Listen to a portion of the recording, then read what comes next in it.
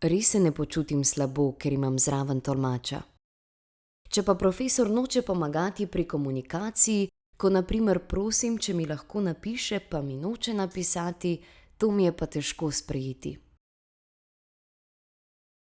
Ko je tolmač zraven mene, se počutim v redu, super, uživam, ko mi tolmačijo in izvem koristne informacije. Včasih pa tolmača občutim kot kontrolo, ko na primer želim malo odtavati z mislimi ali pa kaj drugega početi, na primer risati v zvezek.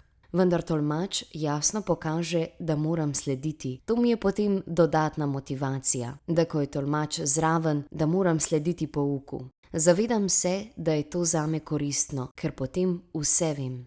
Včasih se mi res ne ljubi iti v šolo. Se pa bolj bojim povedati tolmaču, da bom izostala, kot pa mami. Nje se manj bojim. Tolmačem težje povem, ker imam slabo vest, saj je tolmačenje meni njihova služba in jim povzročim težave, če me ni k pouku. Tudi plačani niso. Zato se včasih bojim povedati, da ne morem priti v šolo, res. Zato se trudim, da sem stalno prisotna ali pa vsaj veliko prej napovem odsotnost. Res pa svojo mamo lažje prosim za prost dan, kot pa tolmača.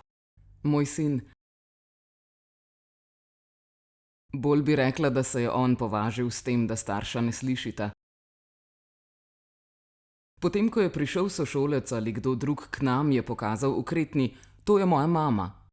Potem so bili oni presenečeni, da zna kretati. Čeprav ni gluh in je slišeč.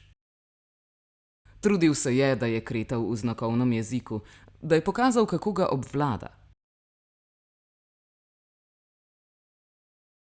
Glede šole pa so bile na začetku malo težave.